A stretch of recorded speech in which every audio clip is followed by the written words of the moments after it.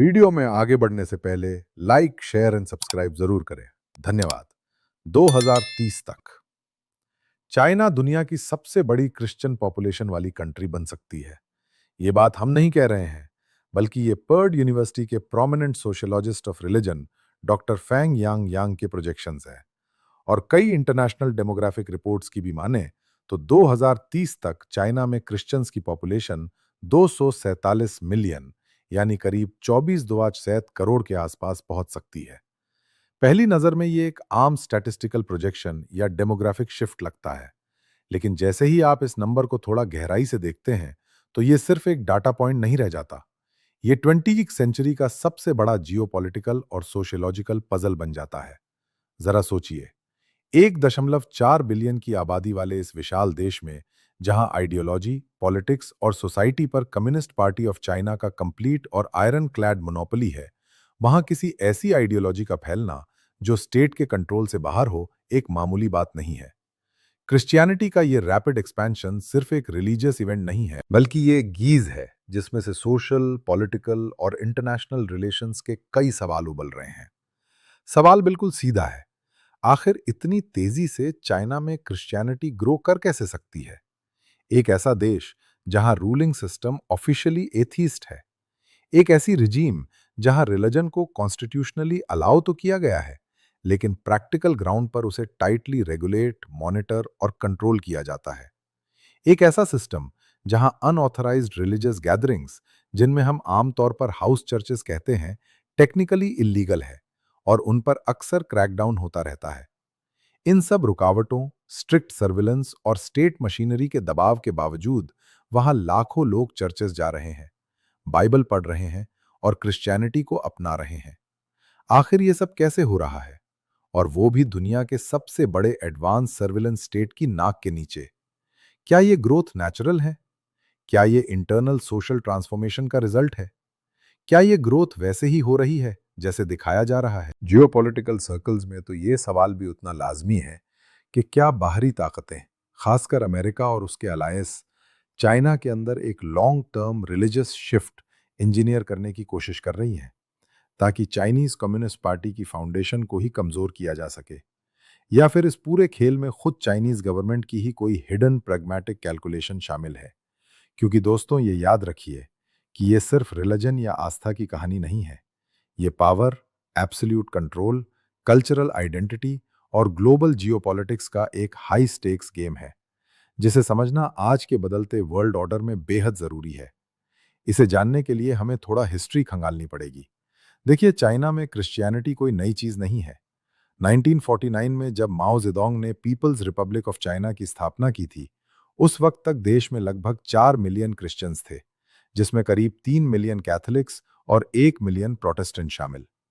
ये पॉपुलेशन ज्यादातर उन वेस्टर्न मिशनरीज के थ्रू कन्वर्ट हुई थी जो पिछले एक सदी से चाइना में एक्टिव थे, और यहीं से प्रॉब्लम की शुरुआत होती है। 1949 में पावर में आने के बाद में चाइनीज कम्युनिस्ट पार्टी ने क्रिश्चियनिटी को सिर्फ एक धर्म के रूप में नहीं देखा, बल्कि उसे एक इंपीरियस लेगेसी और वेस्टर्न सब्जुगेशन के टूल के रूप में ब्रांड किया। इसका डायरेक्ट कनेक्शन 19वीं सेंचुरी के ओपियम वॉर्स और अनइक्वल ट्रीटीज से जोड़ा जाता है, जिनके जरिए ब्रिटिश और दूसरी वेस्टर्न पावर्स ने चाइना की टेरिटरी और सोवेनिटी को वायलेट किया था। हिस्ट्री में टाइपिंग रिवेलियन, जो कि 1850 जैसे ब्लडी सिविल वॉर भी हुए थे, जिसे हंग क्विकन नाम के एक शख्स ने लीड किया था, जो खुद को जीसस क्राइस्ट का भाई बताता था। उस रिवेलियन में करीब 20 से 30 मिलियन लोग मारे गए।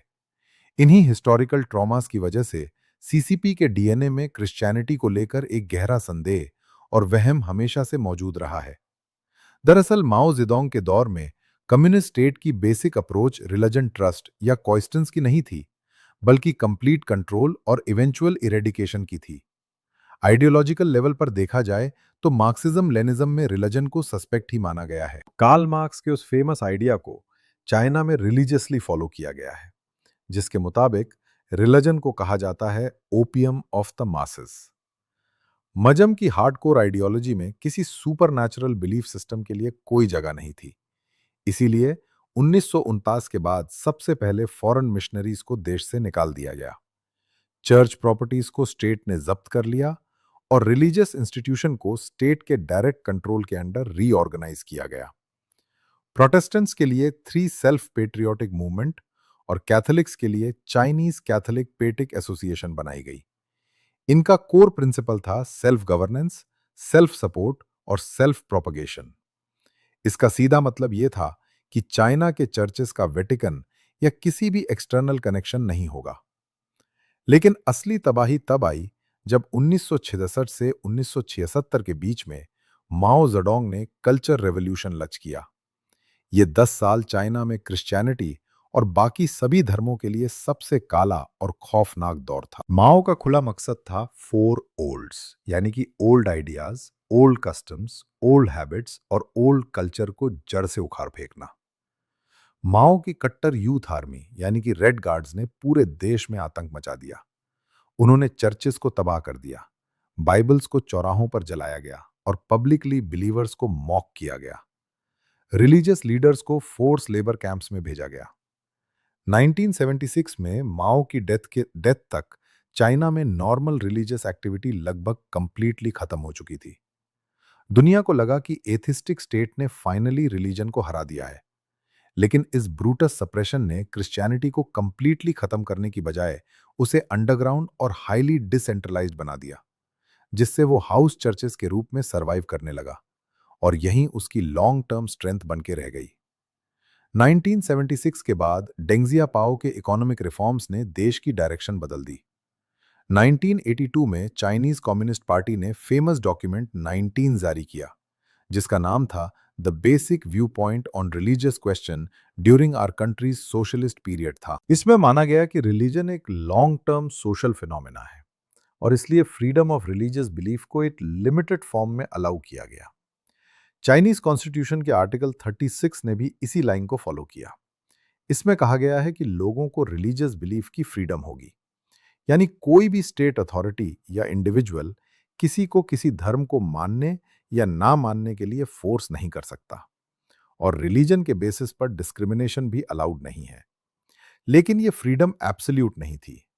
इसके तहत सिर्फ नॉर्मल रिलीजियस एक्टिविटीज को ही प्रोटेक्शन मिला था। अगर रिलीजन का यूज पब्लिक ऑर्डर डिस्टर्ब करने, एजुकेशन में इंटरफेयर करने या फॉरेन इन्फ्लुएंस लाने के लिए होता तो स्टेट तुरंत इंटरवीन कर सकता है। इस लीगल फ्रेमवर्क ने आने वाले दशकों में क्रिश्चियनिटी की ग्रोथ और उस पर स्टेट के क्रैकडाउन का फाउंडेशन तय किया।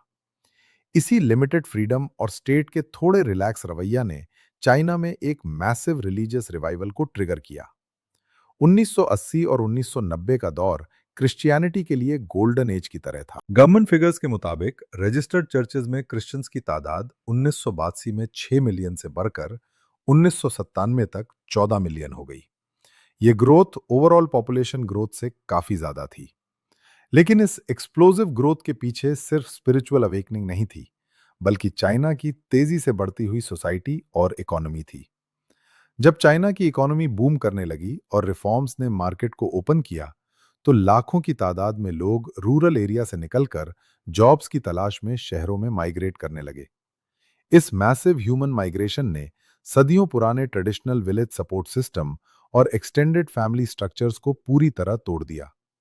शहरों की कोल्ड, हाइपर कॉम्पिटिटिव और फास्ट फेस एनोनिमिटी में ये माइग्रेंट वर्कर बेहद अकेले और अलग थलग महसूस करने लगे। हुको सिस्टम यानी कि हाउस होल्ड रजिस्ट्रेशन की वजह से उन्हें शहरों में हेल्थ और एजुकेशन जैसे सोशल बेनिफिट्स भी नहीं मिलते थे। ऐसे क्रिटिकल टाइम में अंडरग्राउंड हाउस चर्चेज ने उनके लिए एक सरोगेट फैमिली का काम किया। चर्चेज ने उन्हें इमोशनल सपोर्ट, फेलोशिप और सबसे जरूरी प्रैक्टिकल हेल्प दी। नए शहरों में जॉब कनेक्शंस ढूंढने से लेकर बीमारी में फाइनेंशियल मदद करने तक और चाइल्ड केयर तक चर्च एक सोशल सेफ्टी नेट बन गया जो स्टेट प्रोवाइड नहीं कर पा रहा था।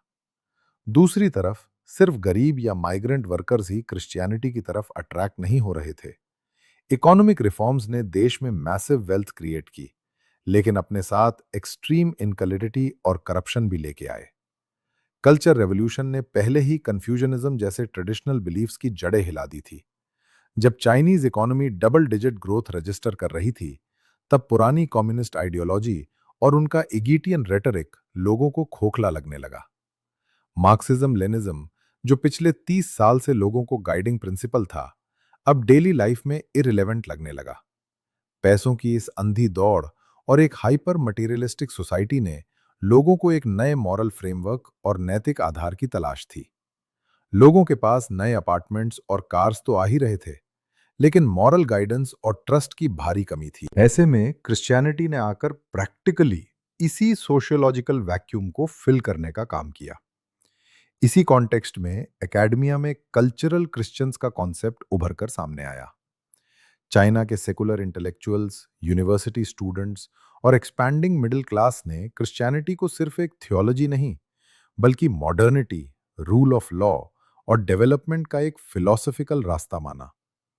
उन्हें लगने लगा कि वेस्टर्न नेशंस की तरक्की और उनके स्टेबल लीगल सिस्टम्स के पीछे उनका जुदियो क्रिश्चियन एथिकल फ्रेमवर्क था। 1989 के तियानमे स्क्वायर प्रोटेस्ट और उसके ब्रूटल मिलिट्री क्रैकडाउन के बाद यह आइडियोलॉजिकल वैक्यूम और भी गहरा हो गया। पार्टी के प्रोमिसेस से मोह भंग होने लगा। उसके बाद एजुकेटेड यूथ ने जीवन का मतलब ढूंढने के लिए चर्चेस का रुख किया। इसके अलावा एक बेहद इंटरेस्टिंग इकोनॉमिक ड्राइवर भी था, जिसे बॉस क्रिश्चियन कहा जाता है। जीजांग प्रोविंस, खास करके वेंजो शहर में लोकल एंटरप्रेन्योर्स और फैक्ट्री ओनर्स ने क्रिश्चियन एथिक्स को अपनी बिजनेस प्रैक्टिसेस के साथ एग्रेसिवली इंटीग्रेट किया। एक ऐसे मार्केट में जहां रूल ऑफ लॉ वीक था और कंपटीशन और करप्शन रैम्पेंट था, वहां इन क्रिश्चियन बिजनेसमैन ने ऑनेस्टी, ट्रस्ट और हार्ड वर्क को अपना बिजनेस यूएसपी बनाया।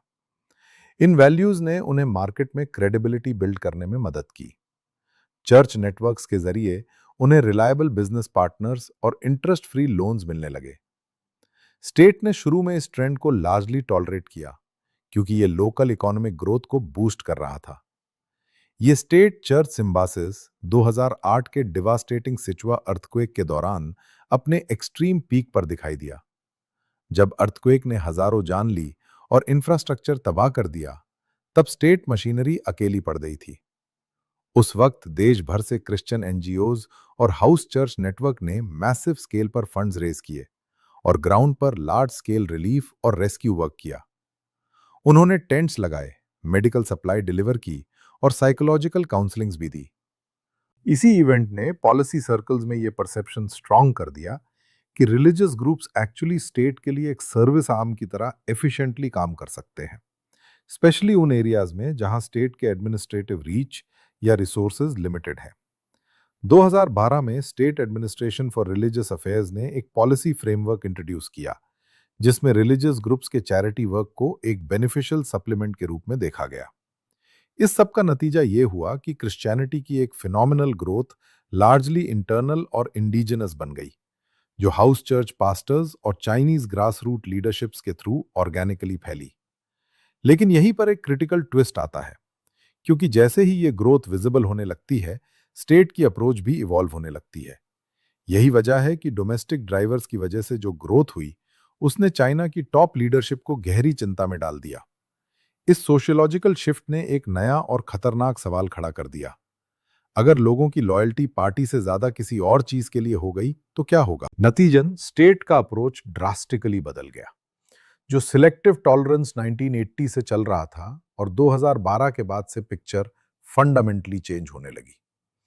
अब 2013 में शी जिनपिंग के पावर में आते ही पार्टी को यह रियलाइज होने लगता है कि सिर्फ रिलीजन एक सोशल सर्विस प्रोवाइडर नहीं है, बल्कि एक ऐसा नेटवर्क बन रहा है जो लॉन्ग टर्म में आइडियोलॉजिकल चैलेंज क्रिएट कर सकता है चाइनीज कम्युनिस्ट पार्टी के लिए। इसी कंसर्न के तहत जिनपिंग की लीडरशिप में सीसीपी ने रिलीजन पर अपनी ग्रिप और मजबूत करने के लिए साइंसाइजेशन या फिर जोंग जाओ जोंग वाजो का नारा दिया। यह सिर्फ एक एडमिनिस्ट्रेटिव पॉलिसी नहीं थी, बल्कि एक सर्वाइवल स्ट्रैटेजी थी। 2015 से शुरू हुई इस मूवमेंट का असली मकसद रिलीजन को कंप्लीटली कम्युनिस्ट सांचे में ढालना और पॉलिटिकली न्यूट्रल करना था। 2016 की नेशनल रिलीजियस वर्क कॉन्फ्रेंस में शी जिनपिंग ने एक्सप्लिसिटली साफ कहा कि सभी रिलीजन्स को सोशलिस्ट सोसाइटी के साथ एक्टिवली अडैप्ट करना होगा और बिना किसी शर्त के पार्टी लीडरशिप को भी एक्सेप्ट करना होगा। यानी गेम अब सिलेक्टिव टॉलरेंस का नहीं रहा, बल्कि अब गेम टोटल अलाइनमेंट और एब्सोल्यूट लॉयल्टी का हो चुका था। स्टेट को डर था कि अगर रिलीजन को खुला छोड़ दिया गया तो वो एक इंडिपेंडेंट पावर सेंटर बन जाएगा, जो कि कम्युनिस्ट पार्टी की मोनोपोली को चैलेंज कर सकता है। इसी डायरेक्शन में क्रिश्चियनिटी को वेस्टर्न इन्फ्लुएंसेस सिस्टमैटिकली डीलिंग करके ट्रेडिशनल चाइनीज कल्चर और सोशलिस्ट कोर वैल्यूज के साथ अलाइन किया जा रहा है। लीगल फ्रेमवर्क भी इसी लॉजिक को फॉलो करता है। फॉरेन फंडिंग फॉर रेस्ट्रिक्शंस लगाए गए। 18 साल से कम उम्र के बच्चों को किसी भी रिलीजियस एक्टिविटी से कंप्लीटली दूर रखना मैंडेटरी कर दिया गया, ताकि अगली जनरेशन को रिलीजन से डिस्कनेक्ट किया जा सके।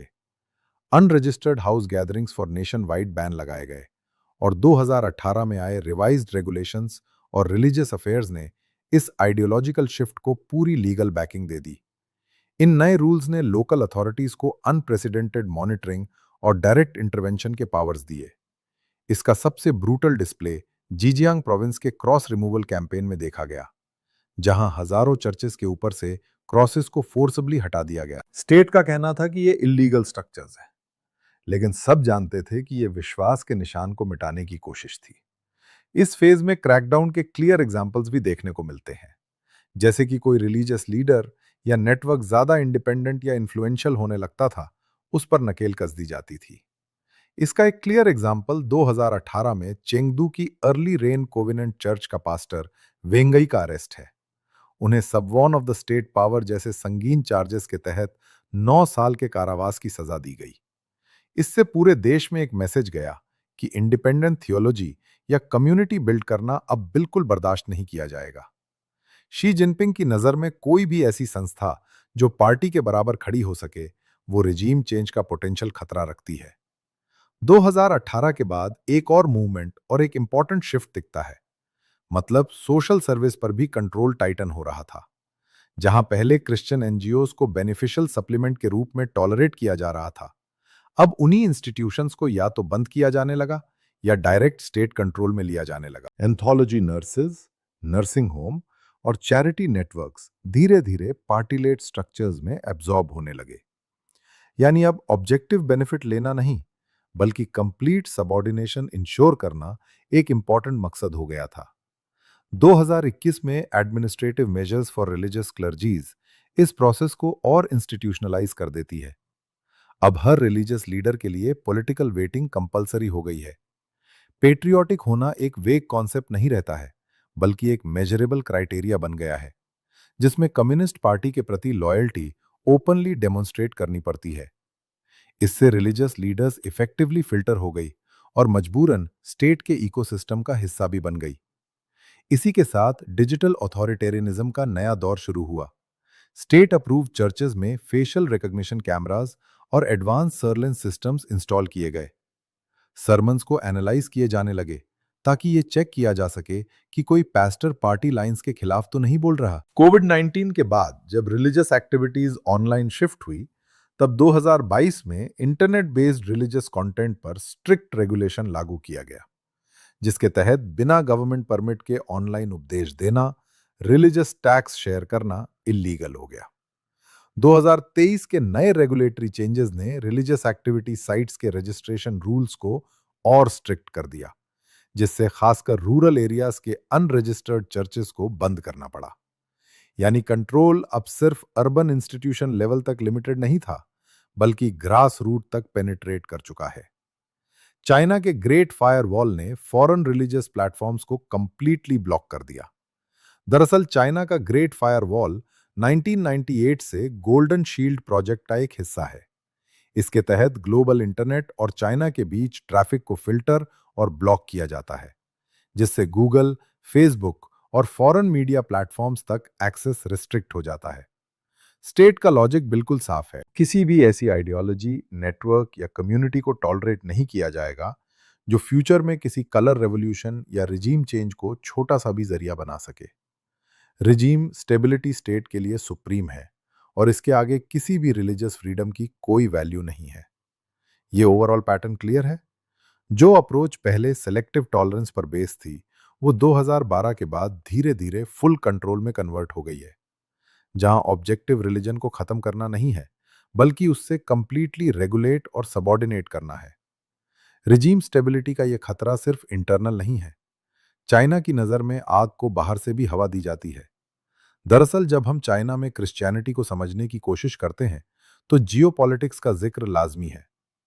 चाइनीज कम्युनिस्ट पार्टी की टॉप लीडरशिप और इंटेलिजेंस एजेंसीज के लिए क्रिश्चियनिटी सिर्फ एक फेस सिस्टम नहीं है, बल्कि ये एक बहुत ही प्रभावशाली फॉरेन कल्चरल चैनल और ट्रोजान हॉर्स है, जिसके थ्रू एक्सटर्नल आइडियाज और इन्फ्लुएंस एंटर कर सकते हैं। उन्हें लगता है कि जैसे सोवियत यूनियन का पतन में पॉप जॉन पॉल टू और कैथोलिक चर्च ने एक बड़ा रोल निभाया था, ठीक वैसे ही वेस्ट चाइना को तोड़ने के लिए धर्म का इस्तेमाल कर सकता है।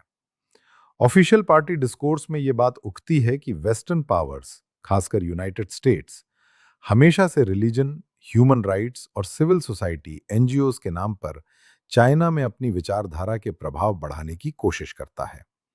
इसी कॉन्टेक्स्ट में एनईडी यानी कि नेशनल एंडोमेंट फॉर डेमोक्रेसी के नाम फ्रीक्वेंटली आते हैं। 1983 में एस्टैब्लिश हुई ये एक यूएस फंडेड नॉन प्रॉफिट संस्था है जो globally democracy promotion, civil society support और राइट्स एडवोकेसी के प्रोजेक्ट्स को फंड करती है। चाइना के केस में भी ये रिलीजियस रिप्रेशन को डॉक्यूमेंट करती है और क्रिश्चियंस, तिब्बतन्स और ऑयगर्स जैसे ग्रुप्स के लिए एडवोकेसी नेटवर्क्स को सपोर्ट करती है। लेकिन चाइना का नैरेटिव इससे काफी अलग है। चाइनीज ऑफिशियल्स इसे वाइट ग्लव्स कहते हैं, यानी ऐसे इनडायरेक्ट टूल्स जो डेमोक्रेटिक वैल्यूज के नाम पर पॉलिटिकल इन्फ्लुएंस क्रिएट करते हैं और एंटी गवर्नमेंट फोर्सेस को फंड करते हैं। चाइना की ministry of foreign affairs claim करती है कि एनईडी जैसे ऑर्गेनाइजेशंस डेमोक्रेटिक नैरेटिव्स फैलाते हैं ताकि पब्लिक ओपिनियन को अमेरिका के फेवर में टिल्ट किया जा सके। अब सवाल ये उठता है कि क्या ये सब रिजीम चेंज स्ट्रैटेजी का हिस्सा है? यहाँ क्लैरिटी जरूरी है। अब तक कोई ऐसा कॉन्क्रीट वेरीफाइबल एविडेंस नहीं है जो ये प्रूव कर सके कि क्रिश्चियनिटी को चाइना में सिस्टैटिकली यूज करके रिजीम चेंज करने की कोई कोऑर्डिनेटेड वेस्टर्न प्लान चल रहा है। डॉक्यूमेंटेशन, एडवोकेसी और फंडिंग अपने आप में रिजीम चेंज का प्रूफ नहीं होते हैं, लेकिन जियोपॉलिटिक्स में परसेप्शन भी उतना ही पावरफुल होता है जितना कि रियलिटी। और यहीं पर सस्पिशन और ग्राउंड रियलिटी के एक दूसरे में ओवरलैप करने लगती है। दूसरी तरफ चाइनीज स्टेट का कंसर्न सिर्फ आइडियोलॉजिकल नहीं है, बल्कि प्रैक्टिकल भी है। ग्लोबल कनेक्टिविटी ने इस इशू को और कॉम्प्लेक्स बना दिया है। ओवरसीज चाइनीज क्रिश्चियन नेटवर्क्स, जो कि नॉर्थ अमेरिका, साउथ कोरिया और ताइवान जैसे रीजन्स में एक्टिव हैं, डिजिटल टूल्स के थ्रू मेनलैंड बिलीवर्स से भी वो जुड़ते रहते हैं। ये diaspora churches, VPS, online video sermons, encrypted messaging apps, digital Bibles और जेडएम बेस्ड धर्म शिक्षा क्लासेस के जरिए बॉर्डरलेस नेटवर्क्स बनाए रखते हैं। 1990 और 2000 में ये नेटवर्क खासकर चाइनीज स्टूडेंट्स और प्रोफेशनल्स को टारगेट करते थे, जो बाद में चाइना लौटकर हाउस चर्चेस का हिस्सा बन गए। सीसीपी इस ट्रांसैक्शन रिलीजियस फ्लो को एक नेटवर्क इन्फ्लुएंस सिस्टम के रूप में देखती है। वो ग्लोबल कनेक्टिविटी को नेशनल सिक्योरिटी थ्रेट भी मानती है। सीसीपी के लिए इरादे से ज्यादा क्षमता मैटर करती है। उनका मानना है कि अगर क्रिश्चियनिटी एक ऑर्गेनाइज्ड मास मूवमेंट और फॉरेन लिंक मूवमेंट बन गया, तो ये नेचुरली कम्युनिस्ट पार्टी की आइडियोलॉजिकल सुप्रीमेसी को चैलेंज कर सकता है। इसीलिए 2018 के बाद से फॉरेन मिशन ट्रिप्स पर restrictions, overseas religious conferences attend करने पर स्क्रूटनी और कुछ केसेस में ओवरसीज रिलीजियस कॉन्फ्रेंसेस अटेंड करने वाले बिलीवर्स के पासपोर्ट्स तक जब्त किए गए। चाइना चाहता है कि उनके देश के अंदर जो भी हो वो सिर्फ उनके कंट्रोल में हो, और धर्म जैसा पर्सनल मामला भी इससे अछूता नहीं है। यहां एक इंटरेस्टिंग कॉन्ट्रोडिक्शन भी दिखता है। वेस्टर्न रिपोर्ट्स जैसे कि यूएस डिपार्टमेंट ऑफ स्टेट की रिलीजियस फ्रीडम असेसमेंट चाइना में रिस्ट्रिक्शन और रिप्रेशन को डिटेल में डॉक्यूमेंट करती है, लेकिन इनमें कहीं भी ये क्लियर एविडेंस नहीं मिलता कि कोई कोऑर्डिनेटेड वेस्टर्न ब्लूप्रिंट एग्जिस्ट करता है जो चाइना को क्रिश्चियन मेजॉरिटी बनाने की डायरेक्शन में काम कर रहा हो।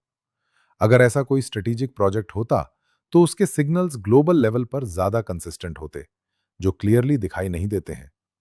इसका मतलब ये नहीं है कि जियोपॉलिटिक्स में ये बात इरिलेवेंट है, बल्कि इसका मतलब ये है कि दोनों तरफ नैरेटिव्स अपने अपने लेंस से शेप होते हैं। चाइना सिक्योरिटी और सोवेनिटी के एंगल से देखता है, जबकि वेस्ट राइट्स और फ्रीडम के लेंस से।